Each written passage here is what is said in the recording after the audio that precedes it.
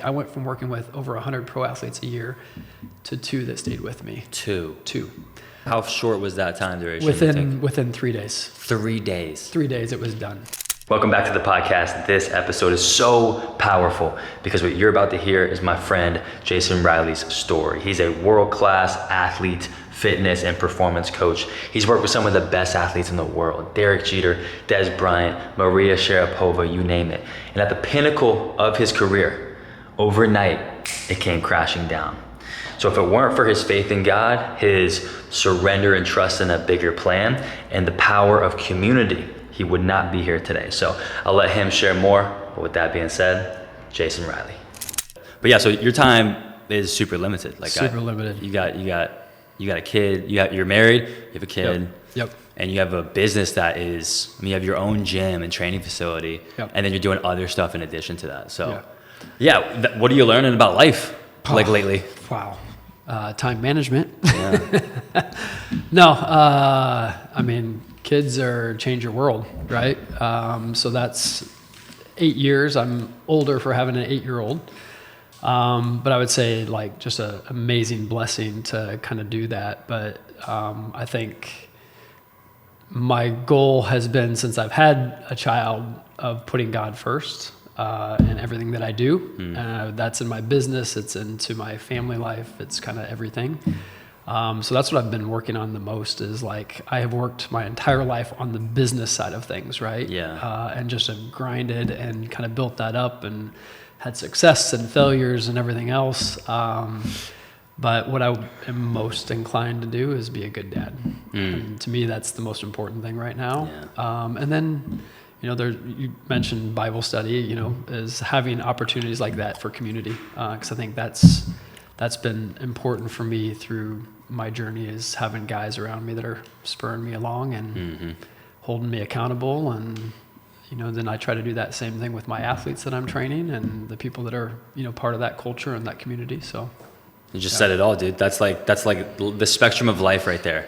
Family, marriage, being a dad, your professional life. I want to get into all that too, because dude, like Brian Roberts, to me, like you're a guy who I look up to for so many reasons, because but I'll just say specifically the way you treat others, the way you move in your daily life, while also maintaining this like focus on excellence and time management and being the best at what you do.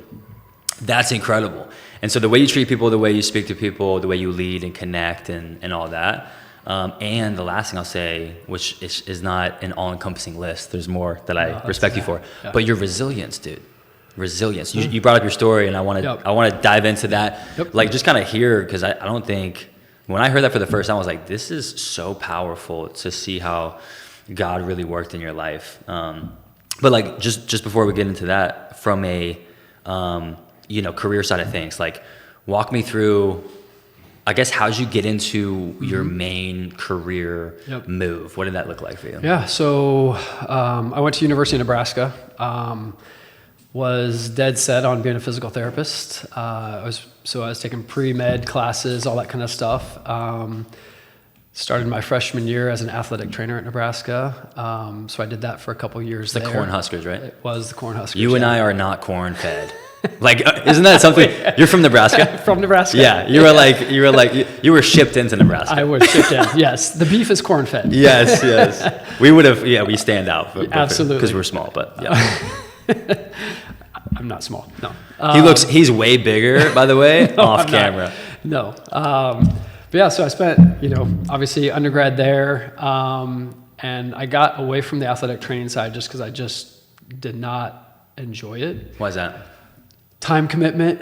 I felt like I was waking up in the morning, you're working, you're going to classes, you're leaving there, you're in the training room, you're there till end of the day, 9 o'clock at night. You were on call at all times. And I don't know, I still thought physical therapy was my path. Even though the athletic training wasn't kind of where I was, I thought there was some limitations with athletic training too. Just from the standpoint, you're going to work for a university kind of at the highest level or a professional team. looked at a lot of the finances there, like you're just low level. Opportunity for growth and movement is not going to be great. So it was hard because I felt like I enjoyed parts of it, but I didn't love everything about it. So I was working at a PT clinic after I decided to kind of leave there. And I did that for a couple years. And the only reason that I'm in strength and conditioning was because of that PT clinic. We saw an article on Mark Verstegen, who I consider one of my mentors in the field. He started Exos, or Athletes Performance, back in the day. But they had an article on International Performance Institute, which was at Bolletary Sports Academy here in Bradenton. And I read the article. I was fascinated by it. What he was doing, like just his thought process, his methodology. It was Outside Magazine article. And so I cold called and I said, hey, do you guys do internships? And, they said, yes, here's how you apply, all that kind of stuff. I applied. How old were you at the time? Do you remember? 25 or 26. Okay. Yep. So I was like literally at the end of my collegiate stuff. I was actually just doing some grad school stuff. I applied. I got the position. I came down in January of 2000. Did that for 6 months. Loved everything about it. It was that, rather than being on the rehab side, the physical side that way, just getting people back to return to play stuff, or working with the Gen Pop geriatric clients that I was working with in the performance or in the physical therapy side. It was all about high performance. How do we maximize people's abilities, their genetic potential? And it was everything. It was from nutrition, it was supplementation, it was flexibility, it was mobility, it was heart stuff, dedication, sacrifice, all those things that we're constantly trying to manipulate and try to get the best out of them on a daily basis. So I went back after that to Nebraska to work on my master's. So I was at University of Nebraska, Omaha. So it was like an NAIA school. And I had talked to the strength coach and asked, hey, do you have any GA positions? He's like, nope. I called every day. Hey, do you have anything? Nope. And I think I bothered him so much that he finally said, just come in and volunteer. Stop bothering me. Yes. That's straight up out of like, what's that parable in the Bible where he's like the persistent widow or something, where she's like, you're bothering me so much. I'm getting like bothered by you so much. Whatever you want, I'll give it to you. Yeah. And it's amazing. It was amazing. So he's like, just volunteer. He goes, I have no money for you, nothing like that. And I'm like, okay, I'll do whatever. So I was there for about a month, showing up, as early as I could in the morning. We were leaving late at night, going to classes. And a month into it, the guy that was kind of ahead of me ended up taking a job in the NBA. And he looked at me and he goes, you showed up every day. That's yours. Let's go. So he gave me some, money for grad school.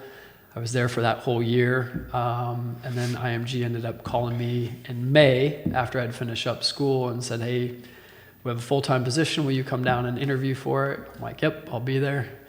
And they hired me like right after that. Hey, real quick, I wanted to share with you the first official sponsor for the Live Elevated podcast is no other than Built Basics. What I'm rocking with my shirt and my hat. Built has been a staple of mine to and from the gym, whether it's a tank top or a shirt or shorts or a hat or even their jackets. And right now for this podcast, you can use code ELEVATED at checkout for 20% off. It helps me and supports the podcast so we can grow this thing. So don't hesitate. If you're looking to elevate your wardrobe, get some new gym gear, or have a really great selection of basic clothes for date nights and whatnot, use code ELEVATED at checkout. You'll get 20% off.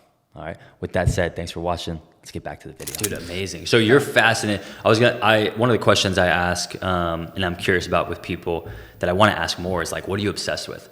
What occupies your mindset? And especially when you got into this whole strength conditioning, human optimization, I just want to learn too from you and your experience with coaching. Like you've coached Des Bryant, you've trained and coached Derek Jeter, all these high profile, high caliber, just elite athletes. So you've seen some stuff, you've done some stuff, and you apply that to every single day. But yeah, in terms of like, what are you obsessed about specifically with what you just mentioned? Like, what are you obsessed about that got you into strength and conditioning? Was it like helping guys tap into their potential? I mean, what are some things that you were like? Yeah, 100%. I'd say just performance. And I tell parents this when they bring their kids in to train. Like, I can give a junior high kid or a high school kid any program. And as long as they're consistent in their efforts, right? They give full efforts every day and they show up consistently, you're going to make progress. Yeah. When you have a pro athlete that is at the elite level, a Derek Jeter, a Ryan Howard, Zimmerman, you have to know so much more than the baseline stuff. And so that's where, I just was blessed with, being at IMG and the places that I've gone, the number of minds that I've been able to kind of peel back layers and learn from. Olympic strength and conditioning coaches in Canada, Lauren Seagrave, who is one of the greatest minds in sprinting and world-class, like athletes. Raina Ryder was a guy that poured into me. He was also a USA track and field, coach. So for me, it's all about how do you fine-tune high performance? And then what you have to do is you have to know, okay, where are we starting from? Because even some of the high-performance athletes have pretty limited baselines of performance, I would say. They're really good at something, whether that's genetic potential, mindset, sacrifice and dedication. They're great at some discipline, but they're not always great at the physical attributes. And so that's where, I come into play. Where are they at currently? What do their movement skills look like? Where do I see that we can kind of go from there to kind of maximize those things? And then it becomes this holistic effort of like, okay, let's look at, this is one asset that we have, and now we have 7 or 8 other things that we can kind of tap into. There might be 2 or 3 of those that are doing really well. We don't really touch those, early and often, but we don't leave anything untapped, if that makes sense. So, do you spend more time focused? It does make sense. Do you spend more time focused on a player or a person's strengths and helping them further that, or do you spend more time on elevating their weaknesses? It's both. Okay, so I think 50, you have 50? to, right? Yeah. Yeah. I think you want to, I'll just take the Jeter thing. So they came to me, his agent had reached out to me, and they had said, he's really struggling with that first step movement. So playing shortstop, you had to have a good first, second step. And so he came in and we did measurements, biomechanical assessments, and we just saw that he was limited from a mobility standpoint, moving to his left a little bit. So that, to me, was priority number 1. Let's open that up. Let's get him to be able to move to that side better. Let's work on tissue release, mobility exercises that are going to allow for that, but also speed training, work on his actual first step to that side. So I think that you have to know your athlete. What are they coming to you for? Yeah. Let's address the things that they're coming to you for, but then also let's find, where are the other low-hanging fruits that we can kind of go into. And that's kind of the beauty of coaching, right? Is you pick those out, you can identify those, and if you can identify them, you can really kind of work on them, whether they're strengths or weaknesses. And I'm not a big believer like you have to work on just weaknesses, because I think everything has an opportunity for advancement, even your strengths. It's just at what level, right? Where is that? Are we 1 or 2%, or is there like a 10% lapse, coming through there? And those are hard measurements to kind of gain, but you look at what are their performance measures? Like if it's a baseball player, how many errors do they have? Is it errors, from movement capabilities? Is it throwing errors? Some of those things I'm not going to be able to. Yeah, mental. Like the yips. I caught the yips at the end of my career. A wild, what would you call it, phenomenon? Yeah. That's crazy to me. It's a total mental thing. I've had numerous athletes that have had it, and it's a struggle to get out of it, because you just a lack of confidence, right? Yeah. It's a lack of confidence and not knowing how to overcome the obstacle. It's like your brain trips up. Right. And so it's like, I needed, at least from hindsight, I'm thinking like I needed like a sports psychologist to break things down for me to say, whenever we get into this position or this thought pattern starts to snowball, how are you going to deviate? How are you going to trip the system? Right. Like I needed like a Tony Robbins or like a brain ninja when I was playing.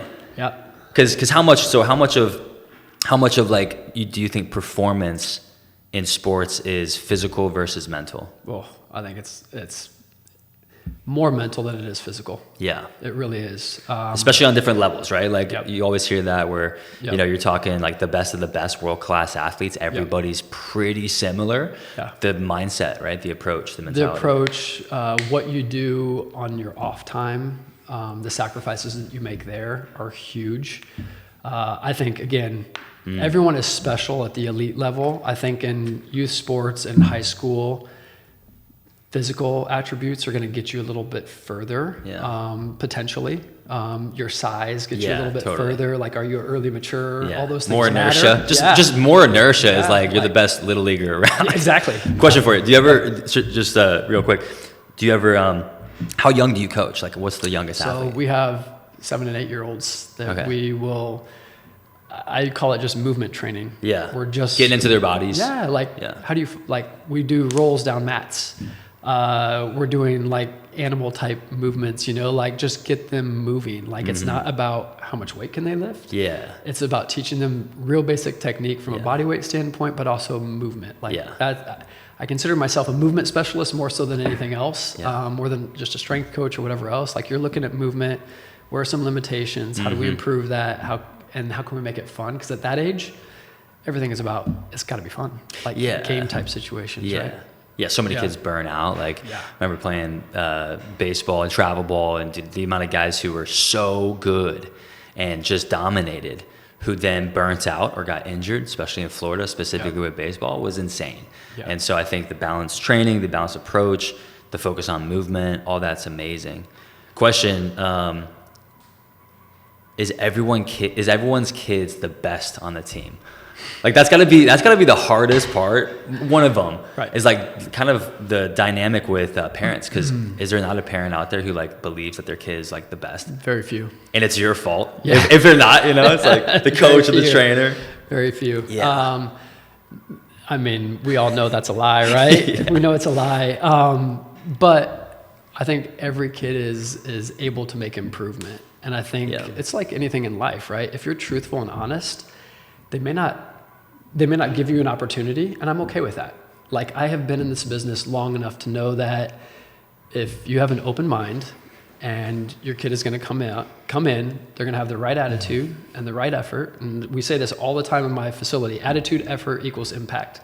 So positive attitude, positive effort, we're going to make a positive impact, whether that's on the playing field or just in life in general, right? So those are the things that we kind of live by. And if you're not willing to know that, like, we're not dealing with a kid that potentially has good genes or whatever, none of that matters to me. I just want the kid that's going to grind. I want the kid that's going to come in with a great attitude. He's going to show up consistently, because it's that mantra of 1% better every day.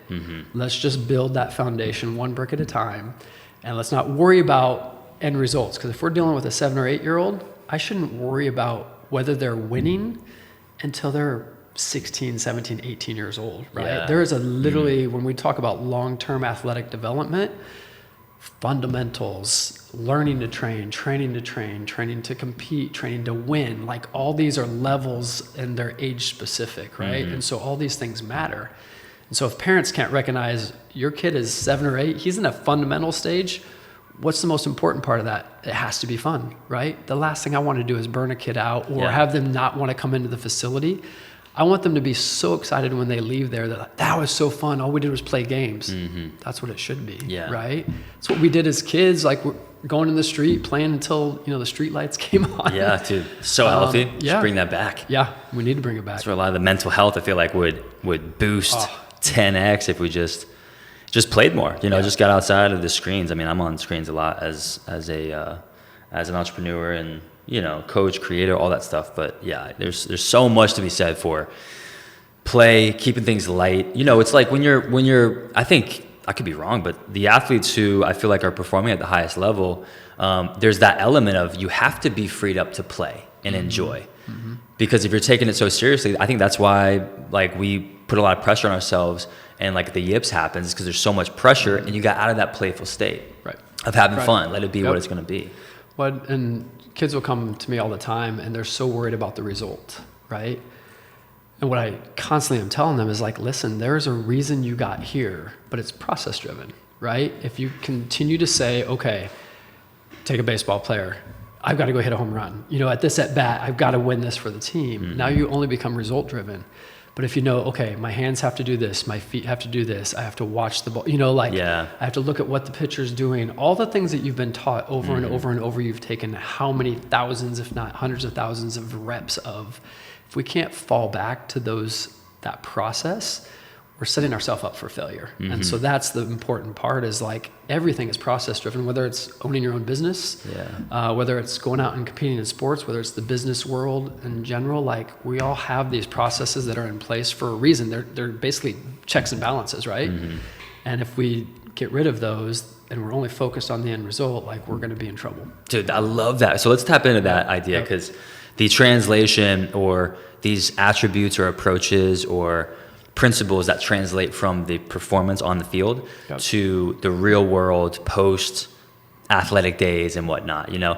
You mentioned process over outcome. I love that, because I think that sets you up for so much success, because if you're really focused on the process, you're going to be able to just like have the outcome take care of itself, versus trying to just force it to be a certain way and getting all high or all low based on the outcome.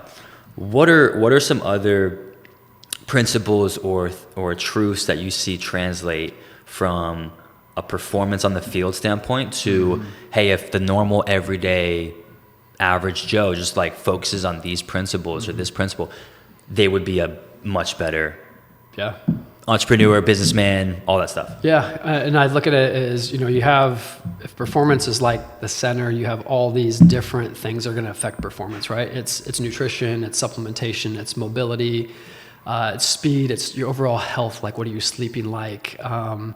Your energy systems development. Like, if they just did a study in baseball, like looking at starting pitchers, and they showed that starting pitchers with a higher VO2 max had a better ERA, better WHIP, like all these like parameters that they're literally analyzing now. Most important. Yeah, over 13 years. So it's not like a quick study. Yeah. It was really impressive to know that most baseball players are, I don't need a condition. Well, if you're a starting pitcher, you do, because here's the results over 13 years that kind of prove that. Wow. And I say to the athletes all the time, you don't rise to the level of your expectation, you fall to the level of your preparation, right? And so that's an important concept across all boards. So I think if you were to take every one of the things that we kind of do, my biggest like teaching point is, what are you willing to sacrifice, and are you dedicated to your craft? It doesn't matter at what level, right? So I'm a big believer, as youth athletes, play multiple sports. Don't get into this grind of, I've got to play baseball 24/7 for 10 years in order to get there. Everyone, you've heard the 10,000 hour rule and all that. We all reach that level, but is it at 14 or is it at 19, right? And so then you become really good at your craft. And I think that, I don't want to push that, because what different sports do is they allow for your body to recover. So if you're a pitcher or whatever else, your arm is always getting cranked in one way. We're getting twisted. What we've seen is it's not just muscle twist, it's bone twist. Like, bone starts to form in different shapes and ways, and it's really hard to undo, right? Interesting. But if you're playing multiple sports, you have a time for your body to recover. You're putting stress on different joints and all that kind of stuff. And so that's, I'm just looking at kids is, when you're here and you're training with me, like, are you sacrificing your effort with me because you're not willing to go to bed at 10 o'clock at night, right? Like, you're on your phone for 3 hours, or you're playing games, or you're going out and you're eating fast food, or, list goes on and on of things that you can kind of do that are going to take you off course. So those are the things that I look at. Like, what are you willing to dedicate time to, and what are you willing to sacrifice? Because if you look at everyone that's at that professional level, they've sacrificed a lot, whether that's friendships, whether that's family time, things that they enjoy, surfing, you name it. It could be a million different things, but you're sacrificing those things because you are truly inclined to maximize your craft. And what you believe your God-given talent is, right? Dude, so much there, bro. Wow. I mean, I think there's that quote that comes to mind too, where it's like, if you're not willing to sacrifice for what you want becomes the sacrifice. 100%. And it's like, how many people look back on certain parts of their life where they're like, dang, I wish I would have just was more willing to sacrifice for that something I wanted, even if I failed. Like I would have, but so I don't want to be in that position. I know you don't either, and people listening don't either. So that's why we have these conversations. Like, how do we find out what's worth sacrificing for? How do we find out what's worth, doing that, and how hard do you go? I'm trying to figure that out as a dad, like trying to be as excellent as possible while also keeping my family intact. Because I'm also a big believer that no success outside of my house can make up for failure inside of my house. Correct. Yeah. So priorities, and it's just like, that's why I'm trying to learn from the best of the best and just be a sponge, because that's so much of life. Well, I can't remember who said it, but there's like this law of like loves, and that if you don't have, and I'll take it from a biblical, if you don't have peace with God or love with God, it's hard to give love in your family, and that should be the next thing that you do. And if you don't have love in your family, it's hard to give love to your community. If you don't have love in your community, it's hard to give love to your nation, right? And so there's all these outpourings that like everything starts with, we have to be God focused, right? God is the most important relationship that we have. And if we can't have that, or our discipline there is not enough, then it's going to affect every outpouring of that, through there. And so, that's my, I try to preach, if you want to say it or whatever, but we call it truth nuggets, in my facility, is like plant some seeds. Yeah. Biblical principles that you have some sports related information in there. Because I think that's important. Like, people need to know where the source of freedom comes, where the source of love comes, where the source of success comes, and kind of go back to your point, like, how much is, how do we know where to go? I don't know if we do a lot of times, but when we put God at the center, we pray about it, and there is doors that are going to open for us all the time. And if we walk through a door, we might be in trouble. That door may not be open for us. And I look at my journey, and we can go into that. There was things that I know that I did that I shouldn't have done, that led me down the wrong path.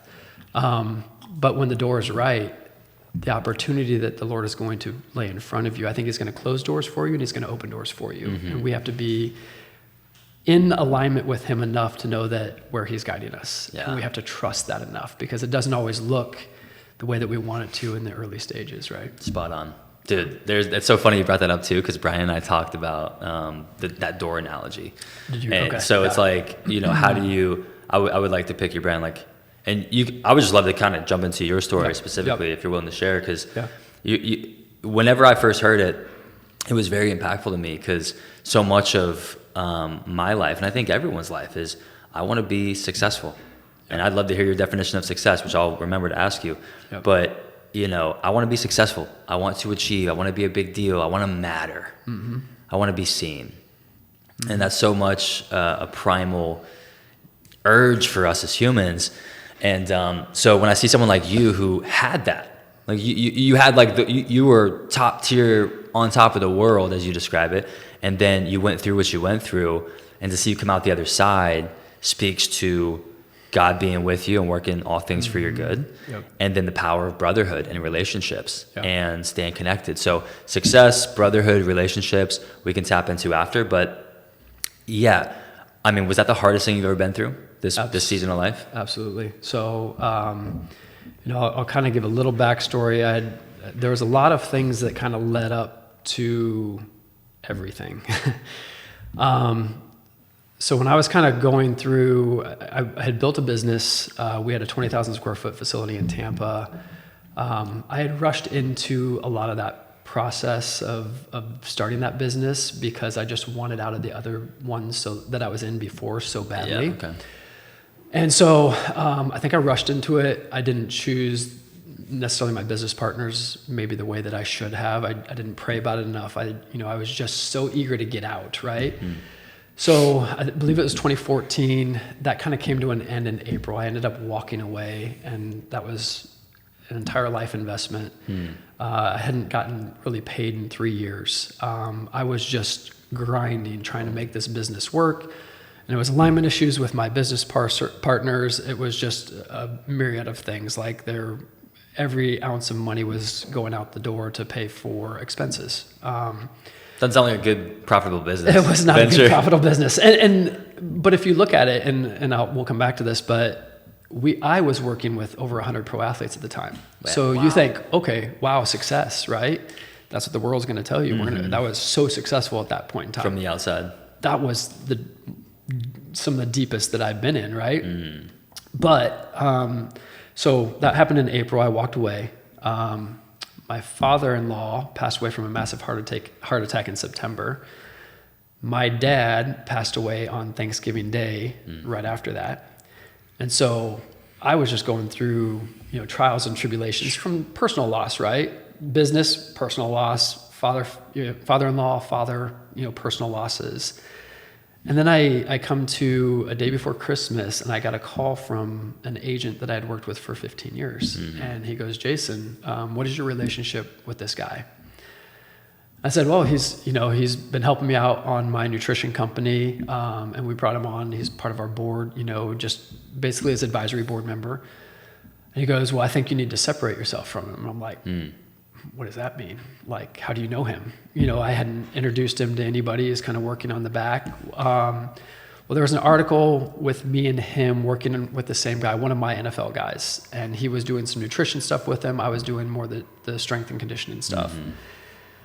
And so long story short, a documentary called The Dark Side of Sports came out a couple days after Christmas. It was Al Jazeera had done it. I remember it coming out. I remember watching it live because I didn't know what was in there.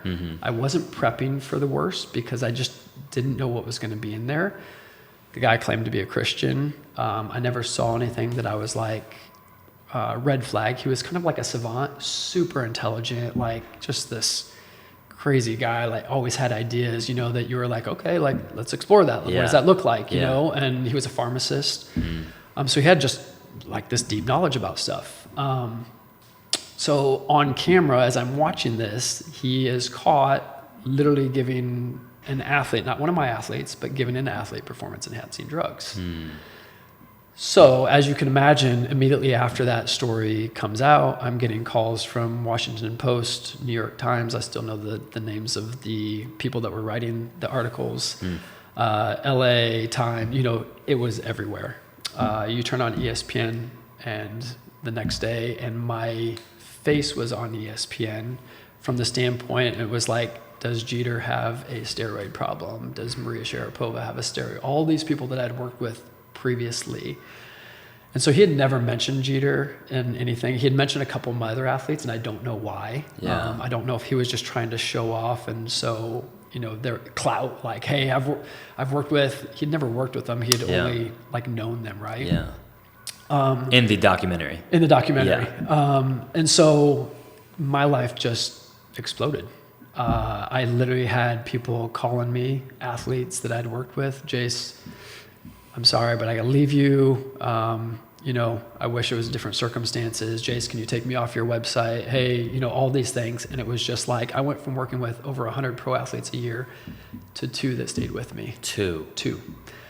And even one of them. How short was that time duration? Within 3 days. 3 days. 3 days it was done. Dude, that's insane. My career, from what I thought, was done.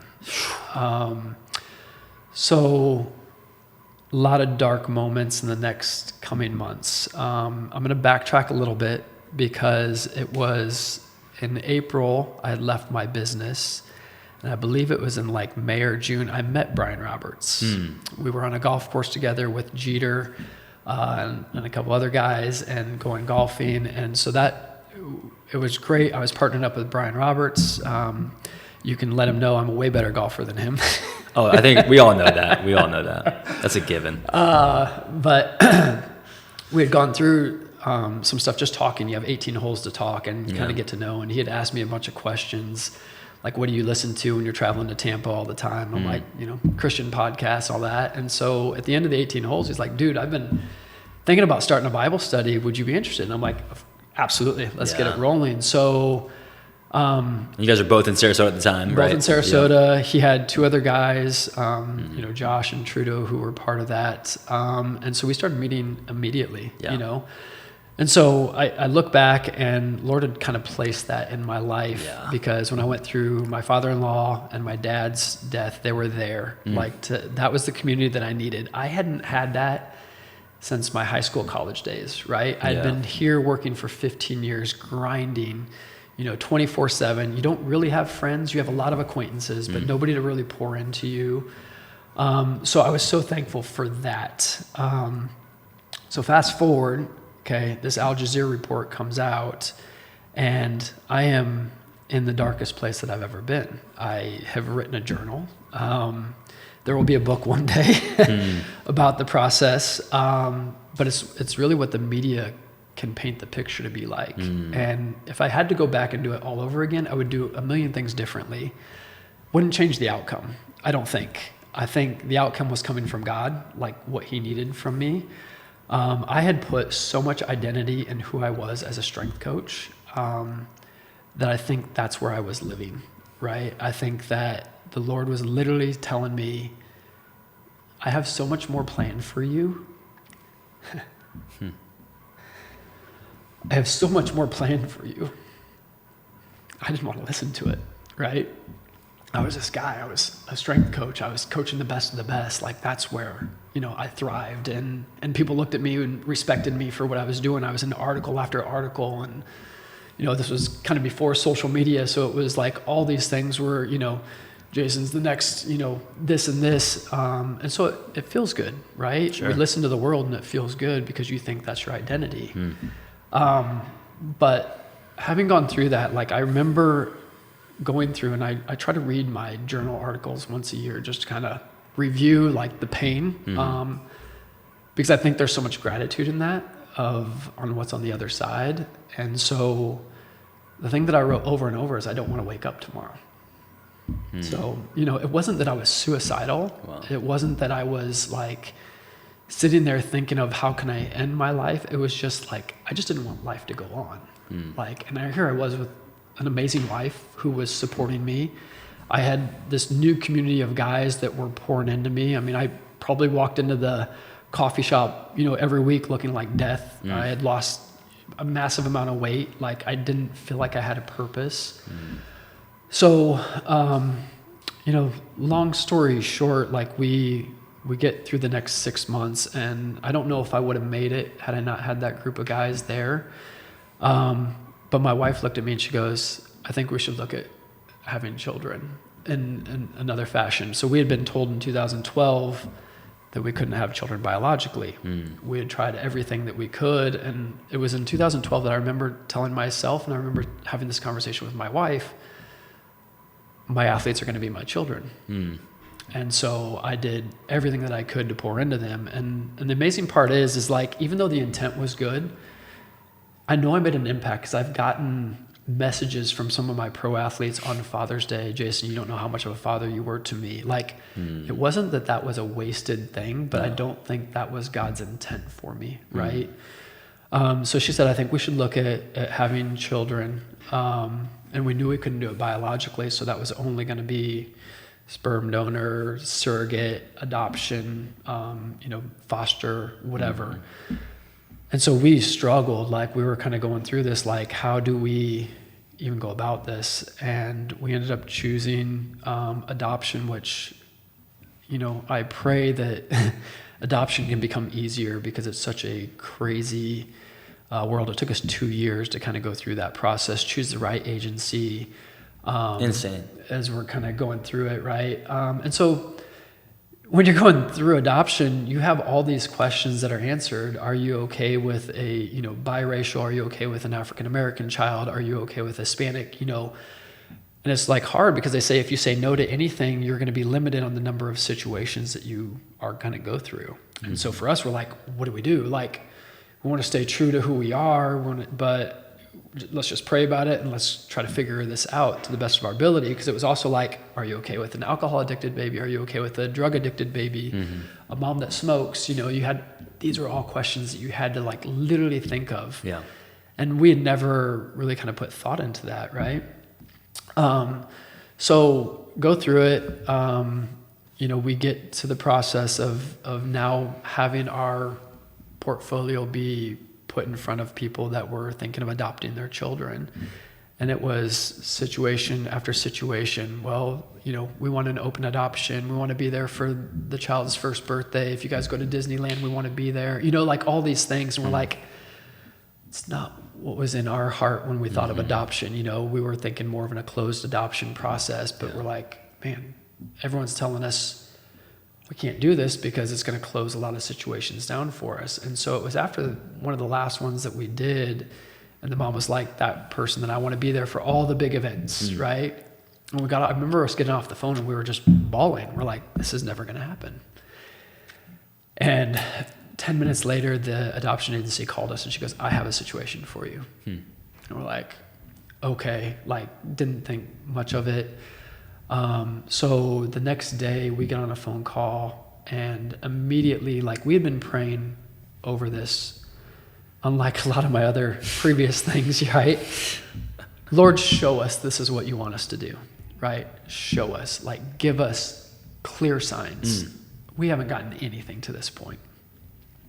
So we get on the phone call, and the first thing the mom says is, we believe she was married. She said, we believe this child is for somebody else. Wow. And so she started telling us her story. And it was her and her husband owned a floor covering business. Well, Carrie's mom and dad owned a floor covering business. Wow. This was going to be a boy. He was going to be the 9th child. My dad, who had passed, was the 9th child. Wow. And those were two of the big ones. It just kept going on. Wow. And we're like, there's more? It was insane. Just the number of things that they brought up that were like, this is literally the Lord telling us, this is what we're supposed to be doing. Wow. Next day, adoption, it went amazing, right? No hesitations, no anything. Next day, the adoption agency calls and they chose you. Wow. So we were just like, oh my, this is going to happen. So fast forward, we're there for the birth. I cut the umbilical cord. Wow. We're the first ones to hold the baby, and we're now 8 years after, right? I say all that just because, we talk about success. If you were to look at my life in 2007 to 2014, 15, you would have been, man, this guy is unbelievably successful. You're working with world number ones, the elite of the elites. I'd met Michael Jordan a couple of times, not worked with him, but I'd met him numerous times from Jeter. I was in that inner circle of so many things. Crazy. Going to all these events, going to the Man of the Year event for Derek Jeter up in New York. It just was that's what I thought success looked like. And I'm sitting here and I'm 8 years removed from that. And I remember all the bad thoughts that I had and why I thought, God, why are you doing this to me? And I think those are okay questions to ask. I mean, I yelled at the Lord numerous times. He can take it. Yeah, just I was so angry that he took away what I thought was my identity. And now I look back and I'm like, my identity as a strength and conditioning coach is about 5th on the list, right? I am a child of God. I am a husband. I am a father, right? Then it becomes, I am an American and now I'm a strength and conditioning coach. Yeah. It's so many other things before that. My identity really is only set in Christ. That's all that matters. Yeah. And it's the most freeing thing because my wife and I will have these conversations all the time of social media, how can you post that? And I go, because it doesn't matter to me. I don't care if somebody comes at me because of my belief system. I'm going to speak the truth. I'm going to say what I want to say.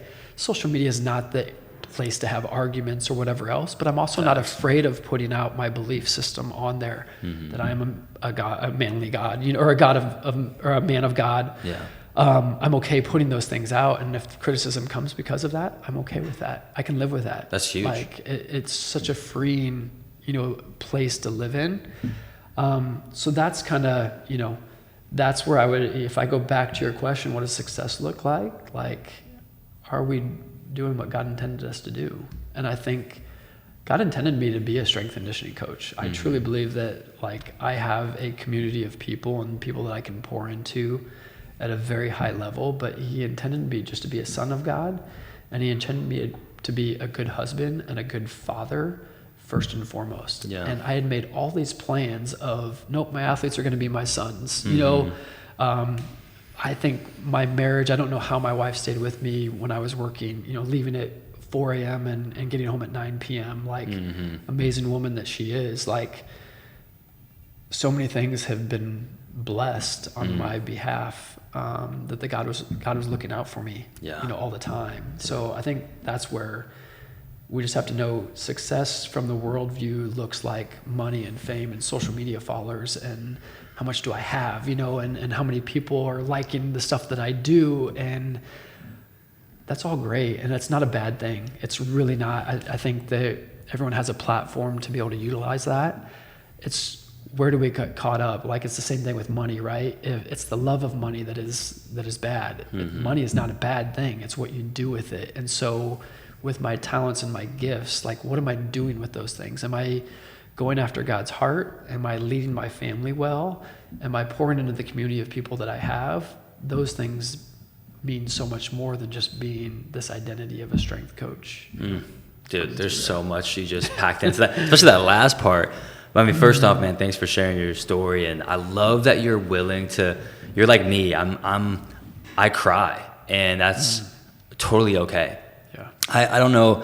I've never been one to feel shame about that. Like, I think I just kind of wear my heart on my sleeve in most respects, and I'm fine with that. I think more guys would benefit from that. I think men in America, men in the world would benefit from being okay being emotional. Right. And not feeling like, oh, I'm too much of a man, I can't get emotional. Right.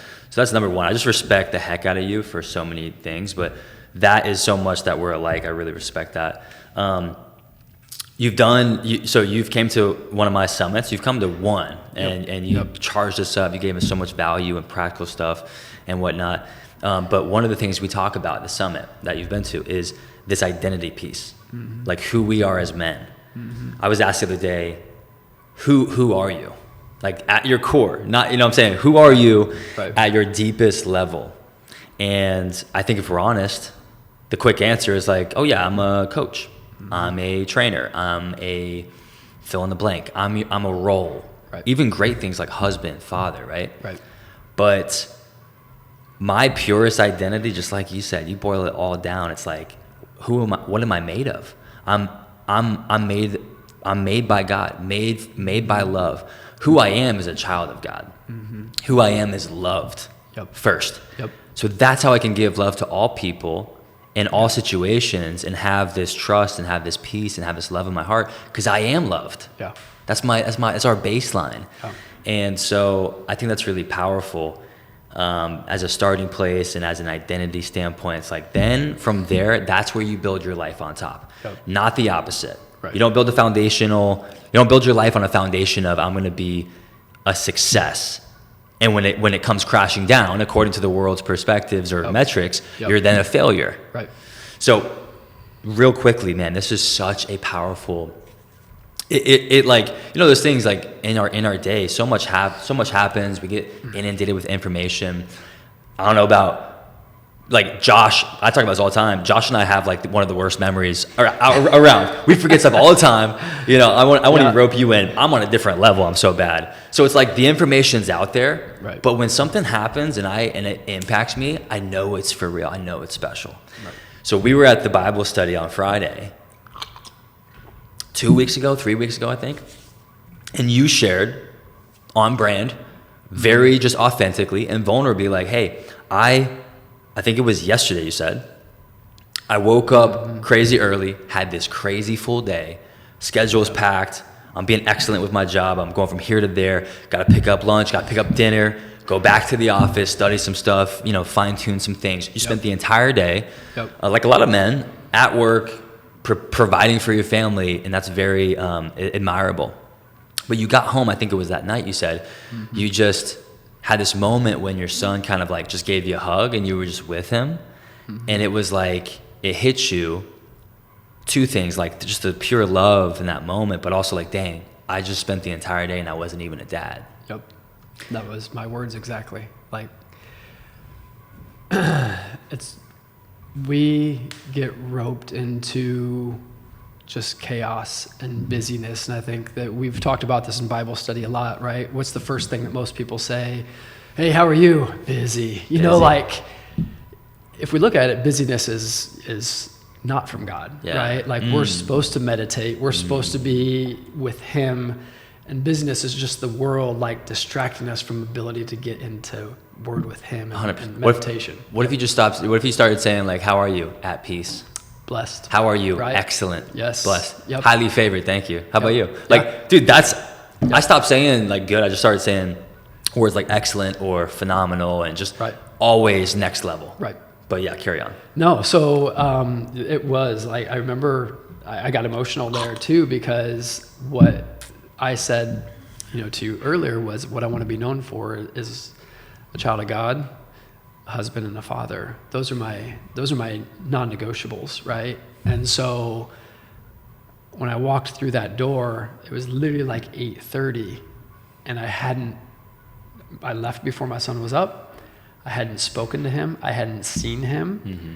And so all I did is I sat with him on the sofa for 10 minutes, and he was just in my arms. Mm. And it was where I felt home, right? That moment, I felt like I was home. And I don't want to continue down that road of being that busy. That's going to happen, right?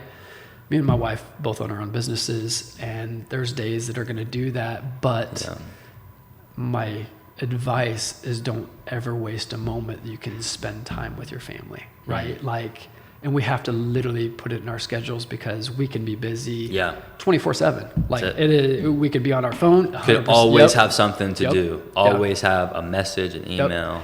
An email, a text message you got to get back to. Opportunities. Yes. New business. Great stuff. But the ability to say no is so powerful sometimes, because the opportunities, if they're not the right opportunities, can be just a distraction, and they can cause more havoc than they can peace, right?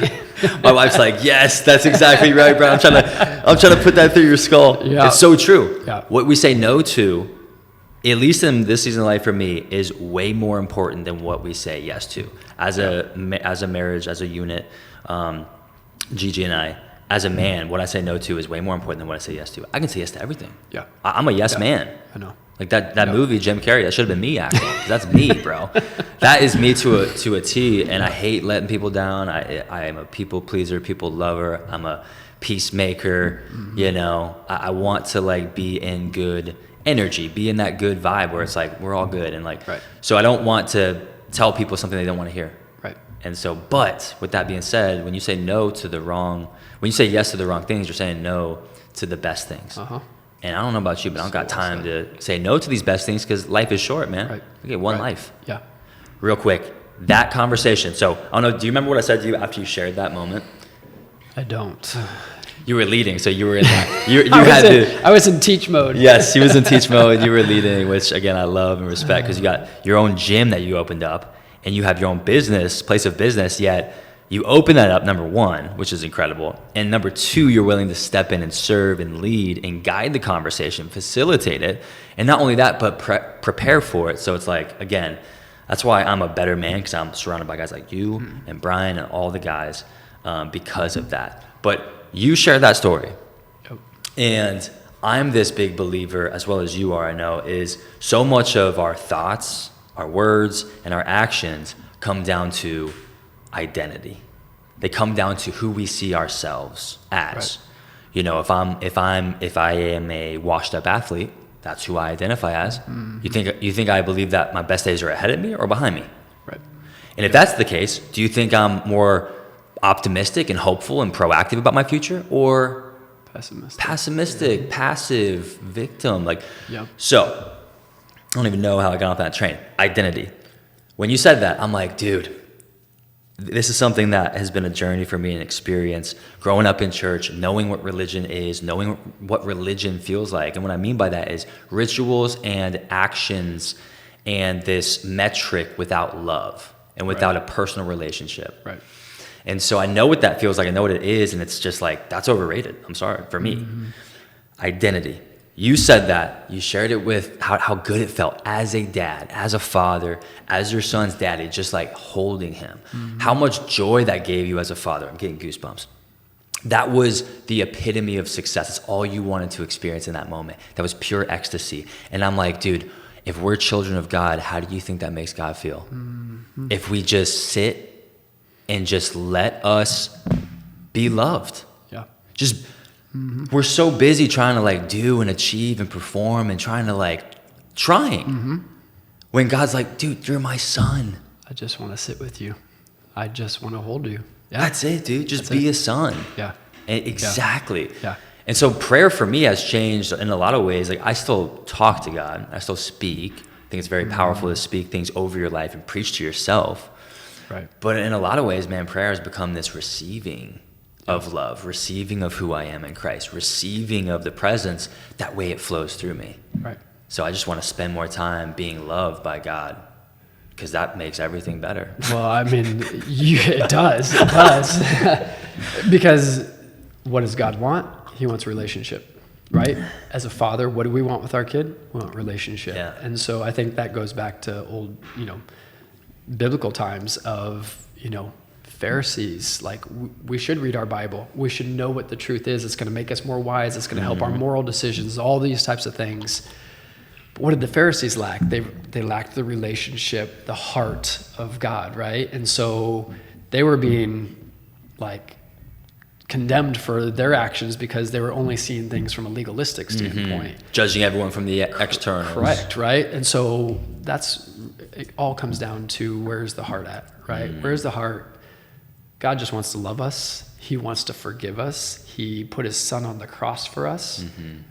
There's not a bigger action than that, right? Yeah. Like, I couldn't imagine having my son sacrificed for anybody, right? Let alone the world. And what he went through, the pain that he felt, going through that, he just wants a relationship with us. He wants to hold us, and so thank you for reminding me, because it's just a beautiful picture of what the Lord wants with us, but we're always trying to do something, right? And we can't just sit. We can't sit. We need to be on our phone. We need to be looking at social media, what's happening, And it's a dangerous slope. Yeah, man. And it's just, I just think that's the whole, it's just so much the whole point of life is to practice the presence of God, experience God where he already is, but we're coming to the realization. Like when someone prays, God, we invite you in this space. I hear you, but it's like, you're just inviting God to where he already is. Like, right. So it's not about God coming closer to you. It's just about your awareness coming closer in alignment to the truth of reality.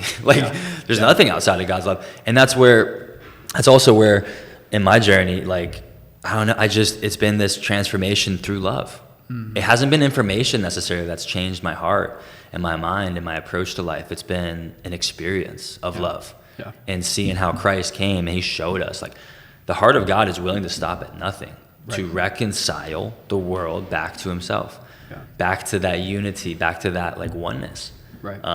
So, dude, that's the mystery. Well, and you're saying it, the power of testimonials, right? Like, you're giving me an opportunity to kind of speak on what the trials and tribulations have been in my life, and whether that impacts nobody or one person or 100 or whatever else. Like, that's how people relate. Like, I went through something like that. I can relate to that. Yep. And when I was going through my stuff, like Luke 17:1 is basically, this can make you bitter or it can make you better, but you will never be the same, right? That's what bitter the verse stronger. Yeah, it's bitter or stronger, but you'll never be the same. And we have the choice, right, of that. Like, we have to make that choice. We'll never be the same. But I look back and I'm like, I'm definitely better for having gone through that. I definitely have more purpose in my life. I definitely understand the value of relationships better, of pouring into my family and pouring into my community and surrounding myself with community, right? The thing that I didn't have, before all that. So I think that's an important one, is we always have this choice of, bitter or stronger. You won't be the same, and everybody is going to go through trials and tribulations, right? That's just part of life. And how do we seek out truth? How do we seek out light, salt during those times? And it's, it comes down to me to one answer, and I hope that's the answer for most people. Yeah. Right? So. Yeah, there's a couple of things there, like relationships. I want to tap into just the importance of that, and how you go about, like for someone who feels disconnected, like how you would go about, or how that even happened? Because it seems like an accident, which there's no accidents. Maybe it was a prayer that kind of led Derek Jeter to invite you into friendship with Brian. Right. But I love this idea. So friends and relationships and brotherhood, you know, Josh, Colin, Ryan, these guys at the studio, what we do with Pathos, what we do individually, like I love sharing life with them. And that doesn't come without bumps. Like sometimes it's messy. Sometimes we make silly choices, or like, you know, I mistake something, I forget something. It's like, but we get to do life together and encourage each other, and we're better, just like in marriage with Gigi and I, we're better after having gone through something than when we were before. Right. Because you have a choice. It's like, I'm going to hold a grudge, or I'm going to whatever, or you say, no, I'm just going to forgive, or I'm going to see his side, or I'm going to seek to understand. Right. You know, and that's really powerful. And what I love about these guys, and you and all the guys I'm connected with in my life, I've been very strategic about who I let in, because if you're not helping me grow or encouraging me or supporting me, like I can't listen or be around voices that are negative, or they're pessimistic, or they're not believing, they're not hopeful. So I love this idea of friends, which Dustin, I'm going to steal from Dustin. He took it from Simon Sinek. A friend is just someone who commits to growing with you. And I think as a friend to others, what I focus on is encouraging men and women to become who they were created to be, to be who they are, right? Yep. So I think that's a powerful way to view friendship. Like, take inventory. Are people in your life speaking truth into your life? Are they encouraging you, fusing you with courage, reminding you of who you are and who you can be? Or are they like pessimistic? Are they saying, why are you going to do that? Or like, you can't do this. So fill in the blank. Anyway, all that to say is a large tangent, but all that to say, relationships are important. And I feel like as men, relationships are messy, and they're sometimes uncomfortable. And it takes work. You don't just kind of fall into a really healthy relationship and it's just like an accident that lasts for years. Like you got to invest. So talk me through the importance of relationships in your life. Like what that means to you, having these guys, and maybe like how, if you had to start over again, maybe you move, you know, God forbid, you can't move away. But like, how do you get plugged in? How would you plug into relationships there? So the importance, and then how. I think my relationship, you know, everyone's always asked me what's the best thing that I learned from Jeter, or what was the greatest thing that came about, you know, training him. And in all honesty, and I'm not trying to puff somebody up, but it was my relationship with Brian Roberts. It's the best thing that came out of that relationship with Jeter. Because I look through and I see all the fruit that was given or allowed to grow based off of that relationship, right? We poured into one another. We were vulnerable with one another. We spoke truth into one another. And I think most guys in society are missing those things. I was for a long period of time, and I had really good friends, but we just didn't talk to one another once, twice a year, right? We're the type of guys that like, we're going to play golf, have some fun, surface level talk. But, you know, having the ability to, you know, pour out your heart, understand the dark secrets that are in there and the things that you're going through, and I need help, is a very powerful thing. So kind of going back into that, like, you know, I'll kind of tell the story of the Bible study, is that we met for 5 years, I think it was, where it was just us four. And I mean, we got to know each other. We were boys. I still consider them, you know, all some of my best friends.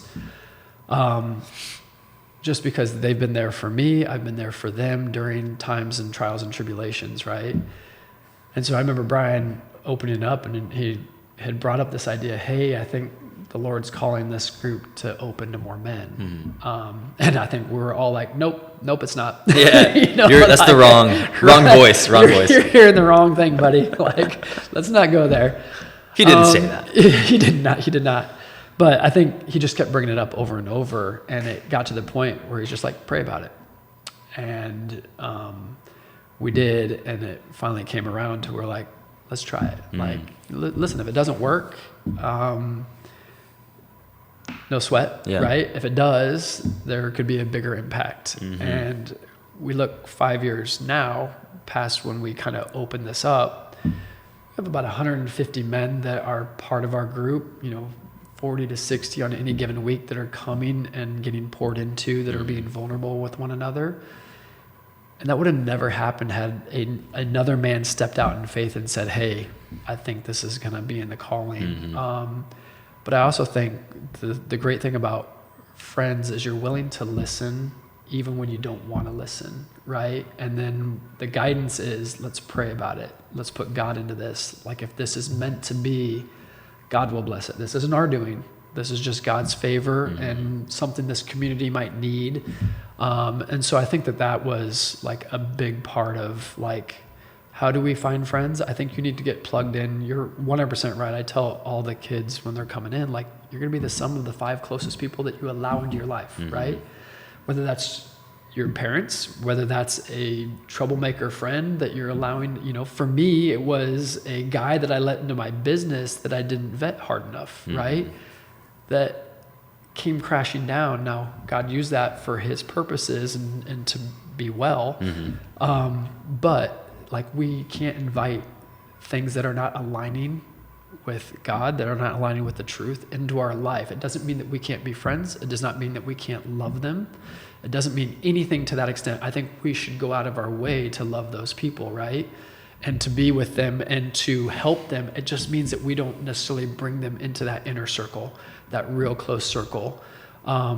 Because if some of their actions are going down dark paths, you don't want that to affect you, your relationships, your marriage, your children.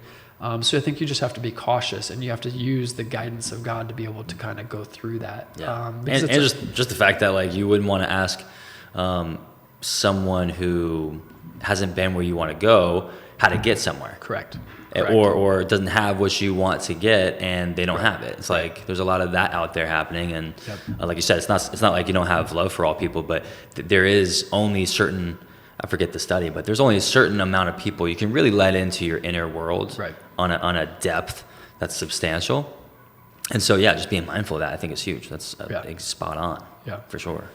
No, so that's, and I think what you guys have done with Pathos, that community is like, you guys are always bringing up, the Bible study in there, and it's allowing for that community to continue to grow. And I think when people are like-minded and they're seeking, sometimes they don't even know, they're seeking, opportunities, or how do I get more dialed into the community that you just moved more down purpose, here, more purpose, more health. Yes. Yeah.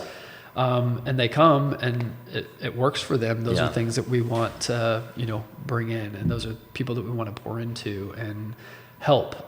We all need help, right? I need as much help as any other guy. And not being too proud as a man to ask for help. I think that's a big one. And I'm so proud of the group, the guys specifically here at the studio, Ryan, Josh, Colin, the effort that they put into Pathos, that the intention that they put into Pathos. It's been such a blessing in my life because it's really helped me step into things further. Like summits, like this, the things I'm doing with my own brand, it's all working synergistically. And one of the things I love about Pathos, which has been about a year or two's journey for me, is speaking to all people and trying to find ways to connect to every single person. Because let's be honest, like, we've never been so polarized, at least in America. It feels that way, right? And that's why I kind of even stay off the political algorithm, because I'm like, yo, this is just dividing and conquer. Just any way you can put this person versus that person, or this race against that race. It's like, dude, it's a game that they play. But speaking to all people, there's a couple things we all share in common. God gave him breath. We all share the same air. We all share the same spirit, the pneuma, right? The air in our lungs. We all want to be loved. We all want to love and be loved. Like, so there's things, no matter what you believe in, what you look like, how you speak, wherever you are on your journey, that unite us. And so again, it's cliche, but we have a lot more in common than we have in difference. So speaking to every person has been something I've really become obsessed with. It's like, how can I speak a message that can speak to something I believe as lofty as God, let's say, even though God is like just as practical as like your breath, or just as practical as a brotherly hug. Yep. But at the same time, talk about health and fitness. So planting seeds, like you said, I think is something I've been obsessed with. So talking about things, planting seeds. Hey, if you're interested or you're open, the invitation's there. But I just that's why I do things a certain way, and even speak on camera, podcast, Instagram a certain way now, because I'm not going to be that guy like that. I think we all know, just like on the street corner, preaching at people and telling them what to believe. It's like, that never worked for me. That never changed me. Right. So how am I going to think that that's going to change others? Right. People see how you live. Yep. They see the love in your heart that you have for them. And if the invitation is open and they sense you have goodwill or they're attracted to it, God's working, then it's going to be. You don't got to force it. Right. But all that to say, like, knowing your story, knowing what God's done, being ready to give an answer and a testimony is huge. And the beautiful part, and I'll shut up, about the testimony is firsthand experience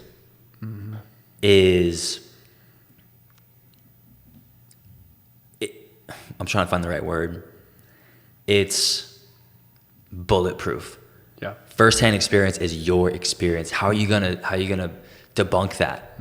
We could talk about theology or like beliefs or politics, how things should be, but this is your experience. Right. So sharing that has to be one of the best ways to connect with people and invite them deeper into life. Well, I think you have two ways of looking at things when you come into either debates or conflict or whatever else. Testimonies are important because you can sympathize with somebody that's been through a personal experience similar to yours, whether that's, adoption process or trial or tribulation, you name it. But listen, I can sympathize with that. I've been there. I've done that. I know exactly what that feels. Yep. And so that testimony is going to be really powerful. And then for people that haven't experienced those things, there's an empathy part, right? So I haven't been through there, but I can empathize with your loss, losing a father. Not everyone's lost their father, but those people that have, you could empathize with me for having lost my father. You know what loss feels like. Right. And so I think those are big, important things. And in life is we have sympathy and empathy for other people always, because that is love, right? That is the love of Christ, is that we can empathize with them or we can sympathize with them. Sympathy is going to be way more powerful because we've experienced that same loss, that same heartache, that same tribulation. And so those are going to be important concepts for us as we go out into the world. Like, how do we love other people, right? How, like, that's the, I know you speak it all the time, salt and light, right? Salt and light is such a power that's biblical, right? It is the most important that we can do. Those things make everything better. Light makes you warm, makes you feel good. Salt makes you taste better. Like, so if we're speaking and we're holding ourselves accountable to those things, we're going to look different than the world. And that looking different is going to hopefully draw people closer to understand, why is he that way? I think that's the most important thing that we can do. So you're right on. Fire. Like our actions, how we live, are way more important than any words that we're going to speak, because that's true God-centeredness, is that how we're living is going to affect people more importantly than how we say something. I'm not a guy that's going to listen to somebody, no matter who it is, preaching on the side of the street, right? Yeah. It looks good in theory, but it just isn't going to, resonate with me. Yes, so, fire. Yep. I think it was Erwin McManus, if you're familiar with him. I've known the name, but yeah. I know. Preacher out in L.A., I think, Hollywood. But he's going to be on the podcast one day, a legend.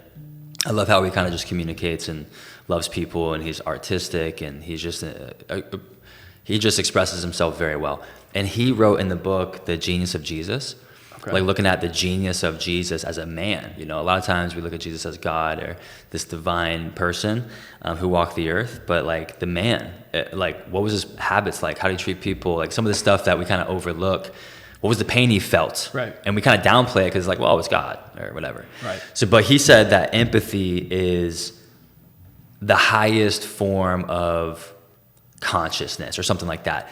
Something to that effect. I'm butchering it, but I just love that idea. I love that quote where it's like, that's really it. The ability to empathize or seek to understand is so godlike.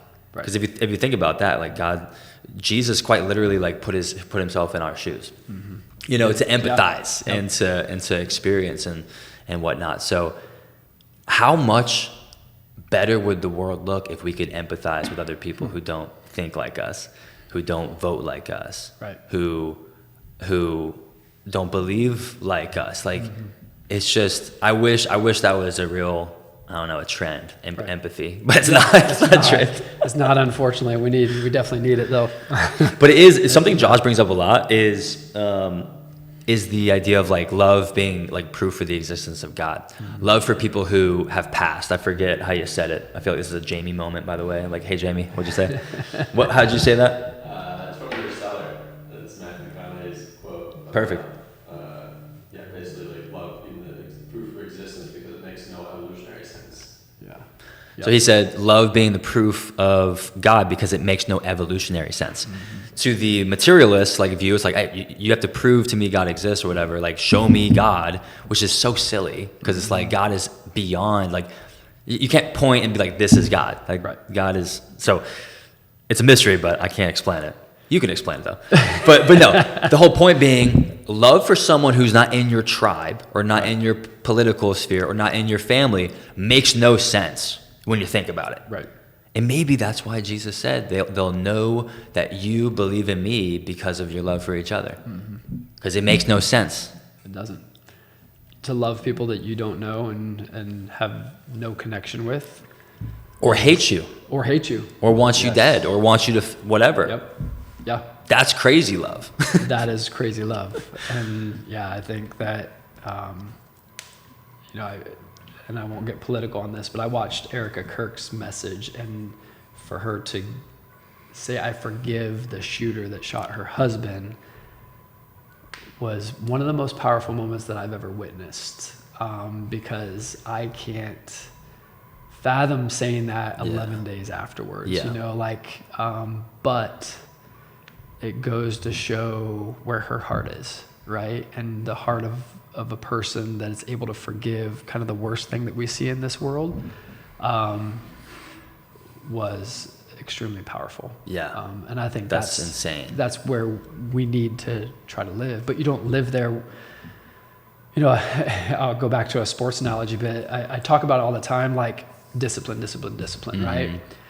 Motivation is fleeting, and we talk about this in our facility. Like, I come in most days and there's zero motivation for me to do any workouts myself, right? Like I'm tired. I can make up a million excuses, but I have the discipline to do it because I know I need to be doing it, right? And you just make that commitment to do it. And so I think that's an easy thing to see in the physical realm, right? You have to be disciplined. If you want to get better at sports, you have to be disciplined in all these different areas, and you have to just show up sometimes and do the things that you need to do. You're not going to be motivated. I also look at that like, I have to be disciplined to read the Bible every day. I have to be disciplined to pray every day. My motivation is never there for that, if I'm being honest, right? But the discipline will allow for those things to change my heart. They're going to allow for me to change my actions. They're going to allow me to change my feelings toward other people of difference, right? Like, those are all things that we have to do, and it's a discipline. It's just making sure that you do those things, because our spiritual, our physical, our emotional life are all the same. We have to be disciplined in how we, feed all of those things. And so I just think that moment to me really caught me, and it was just a beautiful moment of like forgiveness and love, and really, when Jesus takes a hold of your heart, what can happen? Yeah, dude. That's so good. I have friends on both ends of the spectrum, left and right. I have I can see both ends of the spectrum too. Even myself, like, again, empathy and like how does the far extreme over here think? How does the far extreme over here think? And just kind of experiment with that and what it feels like. But let's be honest, like, regardless of, because I'm gonna speak on this tomorrow during the tribe call, dude. There's absolute like evil happening in the world between school shootings, kids.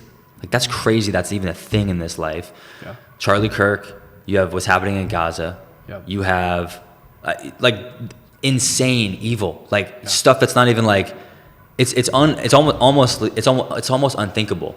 Yeah. Right.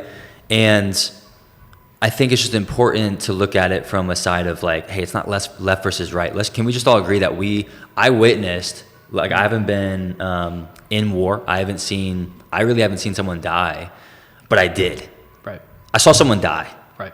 Which is crazy. So even if I vote Democrat or Republican, or if I'm a Trump fan, it's like, I'm not even in that discussion. Right. I witnessed a human being died, and I spoke about it, and I got flack for it. And I'm like, you don't even know my heart. You don't even know what I think. Right. But can we just all agree that's a significant traumatic experience, no matter where you are on the spectrum, especially in America. We witness that. Now that happens in different pockets, right? Gaza, I just said that. Yep. Or things that are racial in parts of the world. Like, that stuff happens. And we don't have eyes everywhere. But I just wanted to say that because I think it's so important to, again, even in the midst of it, you have hate and reactions to people. Like, we react to certain things, then we have hatred toward people who react in a certain way, and we judge people for reacting in a certain way. And it's like, I'm just trying to process what that was. That was insane. Well, morality shouldn't be red or blue or anything else, right? It's life. Like, it's life or that not. It comes from something higher. Morality comes from biblical 10 commandments, those types of things. And so those are the things that we should be able to agree upon. Call out evil when evil is evil, and call out good when it's good, right? Like, so I think that you're 100% right of like, I think what we have to do is oftentimes change the questions that we ask and find out where are our what things do we agree upon? Yeah. Is there a morality difference? It's going to be hard to change, the minds of somebody that may not have the moral compass, right? Doesn't mean any less of that person. It just means there's going to be more work there. If we can come together and we can see a morality thing, like we agree on those things, the differences don't matter. Like, if you love Jesus Christ, I don't care who you are. Like, I'm going to have a heart for you, and I'm going to have a heart for people that don't have him. It's just going to be a lot more work on the other end, right? Like, those are the things that we need to kind of look at and say, okay, there's nobody that we shouldn't be trying to reach, right? Because Saul was murderous, right? And the Lord changed him. So we need to be forgiving. We need to be loving of all people. And so that it comes down to what is the morality of it? Like, how do we see this kind of going? Can we agree on some common things? Are we really close? Are we really far apart? So I think those are important questions to ask. 100%. And I think a great question is, is what I believe making me more Christ-like? 100%. Is what I believe making me more loving? Because at the end of the day, I think, myself included, there's parts of my life where I consider myself a Christian, yet not acting and living like it. And that's not what it means to be Christ-like. Like, what it means to be Christ-like is to love your neighbor as yourself, to choose love over hate every single time, to be willing to sacrifice. And like the Good Samaritan, that story, like it's to see someone who's not like you, who you're not supposed to like, but still treat them as your family. Right. So, that's a lot there. I think hypocrisy in the Christian world is a hard one because, like, you would hope that you're not a hypocrite, but we all are sinful. Yeah. So it's all by God's grace. That's the other thing. It is. All by God's grace. Yep. Which leaves no room for elitism or self-righteousness. Yep. So it's not a bad thing to feel hypocrisy. Yeah. It's just we have to ask for forgiveness for those things. And hopefully get less and less hypocritical. Hopefully. Yeah. Hopefully, yeah. But that's okay. So just shifting gears ever so slightly as we kind of wrap is like, I love, there's something in there that we just talked about where it's like, how could someone like Erica say, I forgive them? How could someone like Jesus say on the cross, Father, forgive them? They don't know what they do. How does that happen? To me, it's like there's some type of just next level trust that God is somehow going to work all things together for good. Mm-hmm. Like divine love knows what's happening and knows how to reconcile. Like God's at work, God's in control, and like at the end of the day, it's going to be better than we can ever imagine. Yeah. So somehow there's that element to it. And I think also what I take encouragement with is that two-part thing. If that's the case, so God is love, it's like I trust God, and I'm going to get to that place of just trusting fully and surrendering my life to God, then it's also like, okay, well, it's only by God's grace that I haven't completely destroyed my life. Mm-hmm. It's only by God's grace that I'm not dead. I've made stupid decisions, just like you, where it's like drinking behind the steering wheel, like pretty significant. Like I could have easily done, or worse, killed someone else. Yep. All by God's grace, I have what I have, and I am who I am. Right. And the flip side of that is then I can see the future as my supply is God, so I lack nothing. So whatever's going to happen, if all I am is because of God, and God is my supply, infinite love is my supply, then in the future I can take a courageous approach to the future. Yep. Knowing that whatever happens, like God is with me, God is for me, and my supply is God. That means I lack nothing. Yeah. Right? Yep. There's a great quote in Psalm 119, which is what we're studying from our Bible study. Biggest chapter of the Bible, by the way. This is like amazing. Thousands verses. Yeah. So I think it's like 50, 51, 52, somewhere in there. But it's like, the reason I know this is because when I was going through my struggles, like it was one that I kind of meditated on. But it's like, I can find comfort in my affliction because your promises lead to life. And so I think that's way better said than what I just tried to do. David is a legend. No, but that's the reality of it, right? Like we can't make understanding of a lot of things that are happening to us. Yeah. And if I relate, like whether it's death, murder, whether it's a loss of a loved one, it's your identity crisis, you name it. Like if I don't trust that the Lord has a bigger plan, we leave things in our own hands, and that becomes scary, right? Because I know what my thoughts were in those moments. It was like, I don't want to be here. Yeah. And I'm just going to leave my wife, who has been there by my side this whole time? Like, those are scary thoughts. And if I wasn't already a Christian, would I have acted out on those things? I don't know, right? Like, so I think that we have to constantly meditate on his word, because the word will at least give you the wisdom to keep pursuing what he's going to get out of those things, right? There's a plan, and he's going to use evil for good, right? He can turn things around and show, okay, that was allowed to happen. It wasn't my doing, but I'm going to show you what is going to come out of that. And sometimes I think it is. Like he's going to bring things to light so that you can live the life that you were meant to live, not the thing that you thought you were supposed to do, right? That's good. So I think that was a very powerful verse for me, and it was just fresh in my mind because we've been going through it, and I've read it, and I was like, wow, that was my verse that I kind of laid on for quite a while. Yeah, repeat that one more time, the verse. I think it's Psalm 119, 50, 51, somewhere in there, and it was, I can find comfort in my affliction because his promises will give me life. So yeah, we're all gonna have affliction. We're all gonna have trials and tribulations. And that comfort, those promises are going to allow for us to get through those things. They're going to give us the life that he meant for us. And that's good. Yeah. That's good, bro. I don't think you can be a believer and be a pessimist. Yeah. You have to be, you can maybe be a realist or call yourself whatever, but like, to me, if that's the case, you have to be an eternal optimist. Yeah. So when I see when I see Christians that are like all negative, I'm like, what are we doing here, guys? Like, you know what I'm saying? Like, you should be seeing the best in everything and every person. Right. And just hoping and praying and working as if you're a part of that process. When you pray for something, you're part of the process and working, the best and highest outcome for every single person. Right. But I just, again, there's like so many thoughts in my head, but like a believer should never be pessimistic or negative. And then a believer should always, I feel like there's not enough of us who are like living on the promises, like stepping into what's been promised.